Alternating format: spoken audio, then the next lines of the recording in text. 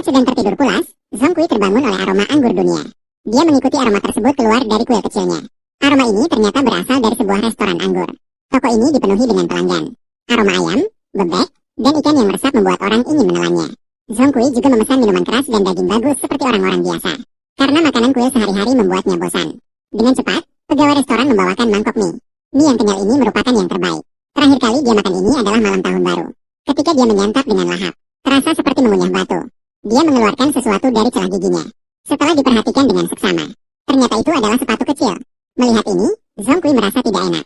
Dia merasa seolah pemilik restoran ini punya niat buruk. Karena itu ia diam-diam berlari ke dapur belakang untuk mencari tahu kebenarannya.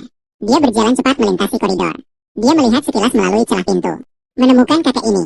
Tiba-tiba memaki-maki panci, mangkuk, dan sendok di dapur. Ucapan yang jahat. Seakan-akan dua alis di bawah keningnya ingin pergi dari rumah. Dia hanya melihatnya memerintahkan pisau untuk mulai memotong daging. Meskipun lelah, dia tidak berani malas. Baru saja ingin istirahat sejenak.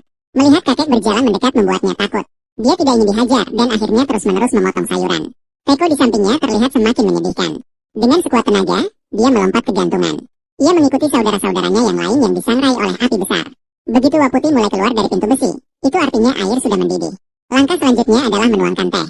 Setiap kali menuangkan satu cangkir, cangkir teh berkaki pendek, maka akan melanjutkan ke proses selanjutnya secara otomatis. Ketel besi ini bertugas untuk menuangkan air memasak. Tangki baja berkulit hijau di bawah bertugas untuk menyimpan air bersih. Kurang dari setengah waktu, tangki baja berkulit hijau tiba-tiba juga tumbuh kaki kecil. Terlihat wajahnya memancarkan aura jahat. Dengan cepat muntahkan api samadi dari mulutnya dan membakar dirinya sendiri. Sampai suhu air dalam panci mulai mendidih perlahan. Piring makan yang memiliki kaki bambu akan mengangkat makanan. Ikan ayam, bebek, dan ikan ke dalam panci secara berurutan. Melihat hal ini, sang kakek mengacungkan jarinya. Beberapa sendok sup disusun rapi membentuk barisan terdepan. Hidangan lezat di dalam piring dimaksudkan untuk dinikmati oleh pelanggan. Segala jenis hidangan ayam, bebek, ikan, bakpao, jiaozi, dan irisan ubi. Berbagai macam hidangan tersedia lengkap. Diikuti oleh piring berpura-pura 1000 kaki dengan sepotong babi panggang di atasnya. Penentuan dari ekspresi bayi babi. Pasti mati karena ketakutan. Mengandalkan kedai hitam ini, kakek itu menghasilkan banyak uang.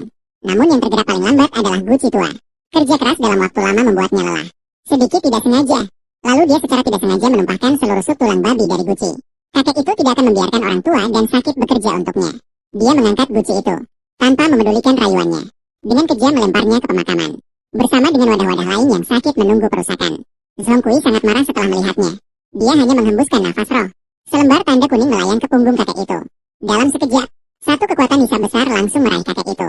Menakutkan dia sehingga segera menarik sudut meja. Namun, wadah-wadah sebelumnya yang pernah disiksa olehnya tidak lagi membantunya. Mengambil tongkat dan memukul jari-jarinya dengan keras. Dalam kurang dari setengah jam, mantra dihisap. Sepatu terakhir turun dari langit dan jatuh ke dalam simbol kuning. Ternyata sepatu ini sebenarnya adalah toples kecil. Sekarang tidak hanya sepatunya dikembalikan, tetapi juga menindas barang tua yang menimbulkan api ditekan di bawah kaki. Sungguh memuaskan hati.